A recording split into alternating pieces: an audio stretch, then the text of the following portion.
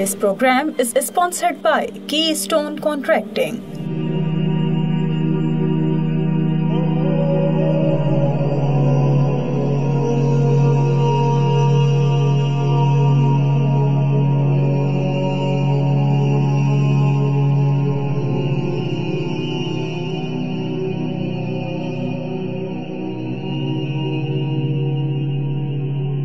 अस्सलामु अलैकुम वरहमतुल्लाहि वबरकातुहू। आप देख रहे हैं वोसा टीवी और मैं खतीब इकरा मस्जिद इमाम अहमद अली आपसे मुखातिब हूँ। आज के इस प्रोग्राम में हम रमजानुल मुबारक का मकसद बयान करने की इंशाअल्लाह अज़ीज कोशिश करेंगे। अल्लाह तबारक व तआला ने कुरान मजीद फुरकान हमीद सूरह बकरा आयत 183 के अंदर फरमाया है, अऊज़ु बिल्लाहि मिनश शैतानिर रजीम, बिस्मिल्लाहिर्रहमानिर्रहीम, या अय्युहल्लज़ीना आमनू कुतिबा अलैकुमुस्सियामु कमा कुतिबा अलल्लज़ीना मिन क़ब्लिकुम लअल्लकुम तत्तक़ून। सदक़ल्लाहुल अज़ीम। मोमिनो, तुम पे रमजान के रोजे फर्ज किए गए हैं जैसा कि तुमसे पहली उम्मतों के ऊपर रमजान के रोजे फर्ज किए गए थे ताकि तुम परहेजगार बनो। अब रमजान की फजीलत हमें इस आयत के अंदर पता चलती है और हमें इसके अंदर अब रमजान के रोजों का मकसद पता चलता है कि हमने परहेजगारी का जो टारगेट है उसको अचीव करना है और उस टारगेट को अचीव करने के लिए अब जरूरी है कि हम अपनी जिंदगी को उस लाए अमल के अंदर लेके आएं कि जहां पे हम अपनी एक्टिविटीज को ट्रैक कर सकें। अगर आप रमजानुल मुबारक के महीने में रोजे रखते हैं तो आपके लिए ये जरूरी है कि आप अपनी नमाजों को अदा करें। फजर की नमाज को मस्जिद में आके अदा करें। हमारी जो बहनें हैं वो घरों में नमाजों को अदा करें। इसी तरह जोहर की नमाज के लिए प्लानिंग करें, असर की नमाज के लिए प्लानिंग करें, मगरिब की नमाज के लिए प्लानिंग करें और इशा की नमाज और नमाज तरावी के लिए अपनी जिंदगी को आप इस तरह प्लान करें कि ये कोई भी नमाज आपसे रह ना जाए, क्योंकि इस आयत मुबारका के अंदर जो हमें टारगेट मिला है कि हमने तकवा इख्तियार करना है। और तकवे का अगर हम मतलब समझने की कोशिश करें तो वो कुछ इस तरह से, मैं आपको एक एग्जांपल देता हूं कि जहां पे भी आपको अल्लाह तबारक व तआला का हुक्म मिले, नबी करीम सल्लल्लाहु अलैहि वसल्लम का फरमान मिले, वहां पे आप अपने सर को झुका लें, उस अमल के ऊपर, उस हुक्म के ऊपर आप अमल करें, उस हुक्म को आप अपनी जिंदगी के अंदर लेके आए और अपने आसपास अपनी औलाद को, अपने वालिदैन को, जो भी आपके आसपास लोग मौजूद हैं उनको भी इन तमाम अहकामात के ऊपर अमल करने की तलकीन करें। तो इस तर्ज अमल के जरिए आप लोग जो हैं अपनी जिंदगी के अंदर तकवा लेके आ सकते हैं। और तकवा अगर आपके अंदर नहीं आया तो इसका मतलब ये है कि रमजानुल मुबारक की जो बरकत हैं उन्हें आपने हासिल नहीं किया और उस मकसद को आप हासिल नहीं कर सके जिसकी तरफ इस आयत मुबारका के अंदर हमें अल्लाह तबारक व तआला ने बताया है कि रमजान के रोजे तुम पे फर्ज किए गए हैं कि जैसे कि तुमसे पहली उम्मतों के ऊपर फर्ज किए गए थे ताकि तुम परहेजगार बनो। तो आप लोग कोशिश करें कि अपनी जिंदगी के अंदर इम्प्रूवमेंट करें और अपनी जिंदगी को ट्रैक पे लेके आएं। अपने रोजमर्रा के जो आपके मामलात हैं उनको आप उन पे नजरसानी करें और देखें कि आपकी जिंदगी के अंदर क्या क्या ऐसी गलतियां हैं कि जिन्हें आप दुरुस्त कर सकते हैं और तकवा इख्तियार कर सकते हैं ताकि रमजानुल मुबारक की जितनी बरकत हैं वो आप अपने जिंदगी के अंदर उन्हें आप महसूस कर सकें। अल्लाह तबारक व तआला से दुआ है कि अल्लाह तबारक व तआला आपको रमजानुल मुबारक के अंदर तकवा इख्तियार करने की तौफीक नसीब करे। अभी हमने तकवा इख्तियार करने के बारे में बात की और अब मैं आपसे एक हदीस मुबारका शेयर करूंगा कि जिसके अंदर हमें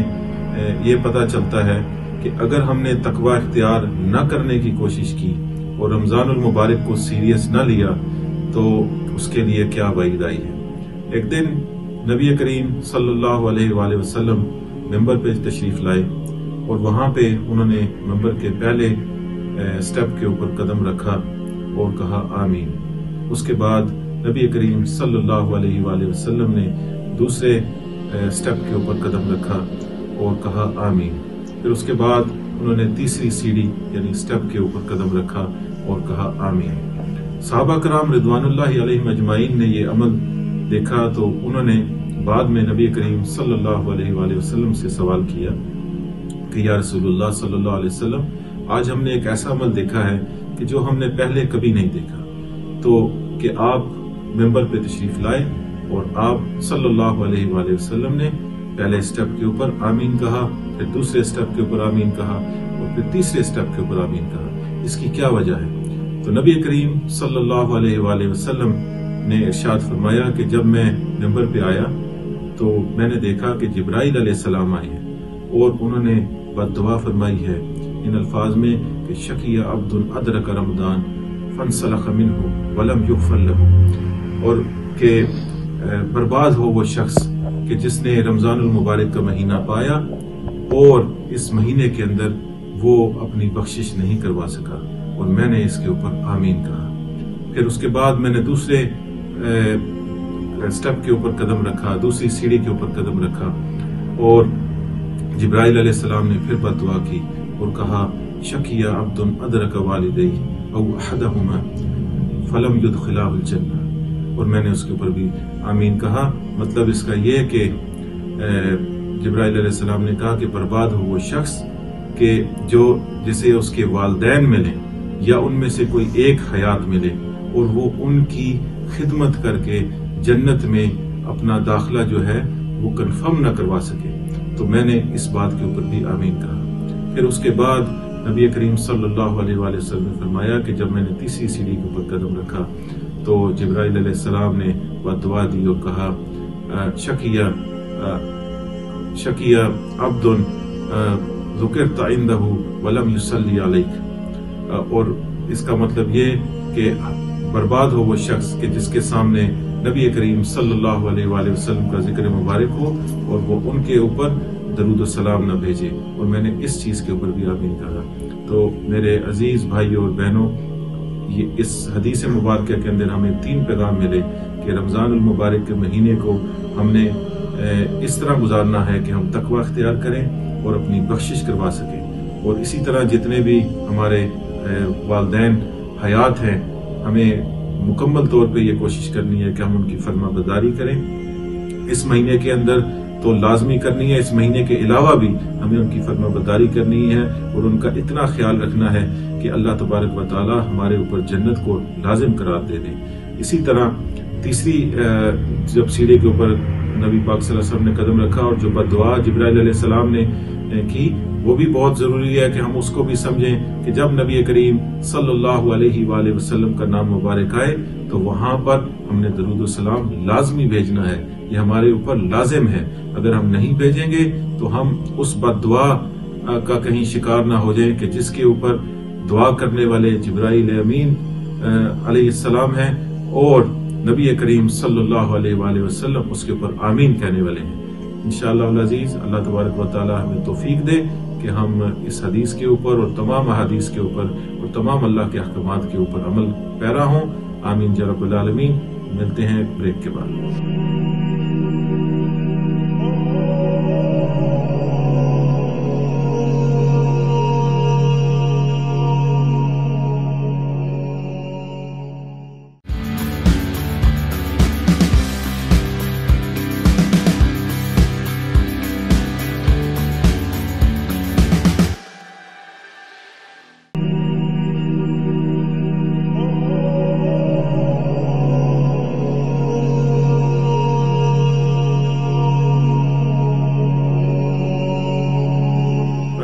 नाज़रीन, अब इंशाअल्लाह अज़ीज इस पार्ट के अंदर मैं आप लोगों से रमजानुल मुबारक की फजीलत से मुतालिक चंद हदीस शेयर करूंगा। एक हदीस कुदसी है जिसमें नबी करीम सल्लल्लाहु अलैहि वसल्लम का इरशाद मुबारक है कि अल्लाह तबारक व तआला फरमाते हैं कुल्लु अमल इब्ने आदम लहू इल्ला सियाम हुवा ली व अना अज्ज़ी बिही। मतलब इसका ये कि इब्ने आदम यानी कि हम जितने भी आदम अलैहिस्सलाम की औलाद से हैं, ہمارے جتنے بھی عمل ہیں وہ ہمارے اپنے لیے ہوتے ہیں مگر روزے، اور روزے جو ہیں وہ اللہ تبارک و تعالیٰ فرماتے ہیں کہ روزہ جو ہے وہ میرے لیے ہے اور اس کا اجر بھی میں دوں گا۔ اب سوچنے کی بات یہ ہے کہ اس دنیا کے اندر جب ہم معاملات کے اندر دیکھتے ہیں کہ جب ہم کسی بڑے آدمی کو جانتے ہیں اور ہم اس سے ملتے ہیں تو ہماری توقعات کچھ اس طرح ہوتی ہیں کہ یہ ہمیں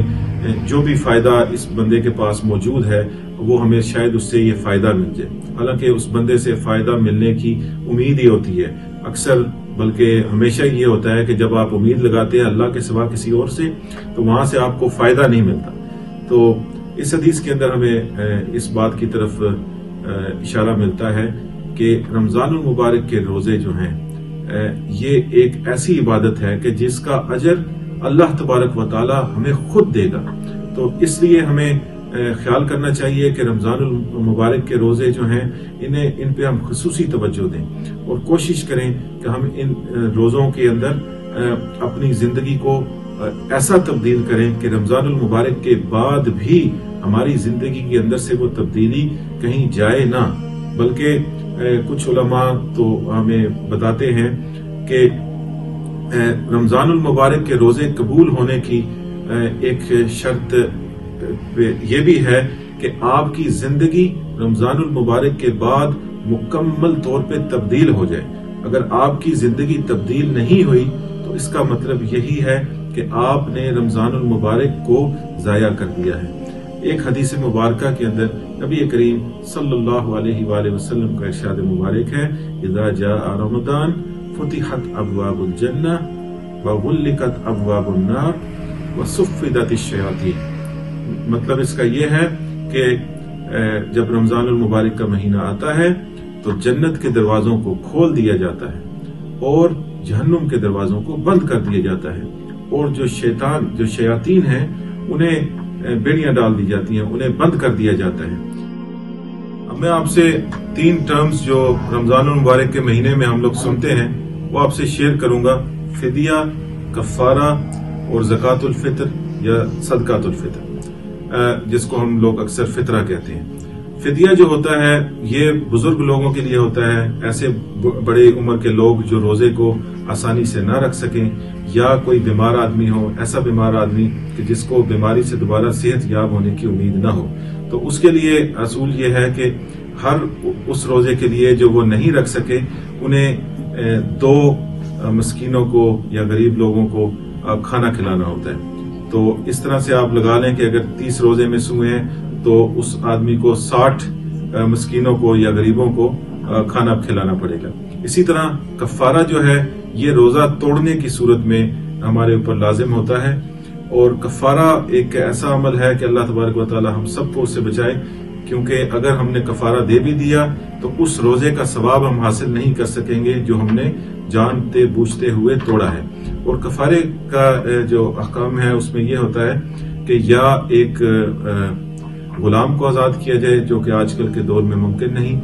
یا پھر 2 مہینے مسلسل روزے رکھے جائیں، یا پھر 60 مسکینوں کو کھانا کھلایا جائے۔ یہ ایک روزے کے کفارے کی ہم بات کر رہے ہیں۔ اسی طرح صدقۃ الفطر یا زکوٰۃ الفطر یا فطرانہ جس کو ہم بولتے ہیں، یہ ادا کیا جاتا ہے، جس کی آج کل مقدار جو ہے کچھ علماء $10 بھی بتاتے ہیں، $15 بھی بتاتے ہیں۔ احتیاط میں اسی میں ہے کہ آپ لوگ $15 جو ہے وہ فطرانہ جو ہے وہ ادا کریں، اور یہ نماز عید سے پہلے ادا کرنا ہوتا ہے۔ رمضان المبارک کے اندر بھی آپ ادا کر سکتے ہیں، مگر یہ ضرور کوشش کریں کہ عید کی نماز سے پہلے اس کو ادا کر دیا جائے۔ اگر آپ نے ادا نہیں کیا تو نماز عید کے بعد بھی آپ ادا کر سکتے ہیں، مگر پھر اس کا ثواب جو ہے وہ کم ہو جاتا ہے۔ تو میری یہ دعا ہے کہ اللہ تبارک و تعالی ہم سب کو رمضان المبارک کے روزے رکھنے کی توفیق نصیب کرے، ہم سب کو رمضان المبارک کے مسائل سیکھنے کی توفیق نصیب کرے، ہم سب کو رمضان المبارک میں قرآن پڑھنے کی توفیق نصیب کرے، نماز تراویح ادا کرنے کی توفیق نصیب کرے، اور ہمارے رمضان المبارک کو اللہ تبارک و تعالی ایسا بنا دے کہ ہم لوگ ان لوگوں میں ہو جائیں کہ جن پہ وہ حدیث جبرائیل علیہ السلام کی وعید یا ان کی بددعا ہمارے اوپر لاگو نہ ہو۔ اللہ تبارک و تعالی ہم سب کی بخشش کرے، ہمارے والدین کی بخشش کرے، اور ہم سب کو دین و دنیا کی تمام کامیابیاں نصیب کرے۔ تمام مشکلات سے، پریشانیوں سے، بیماریوں سے اللہ تبارک و تعالی ہمیں محفوظ رکھے۔ آمین یا رب العالمین۔ جزاکم اللہ خیرا واحسن الجزاء۔ السلام علیکم ورحمۃ اللہ وبرکاتہ۔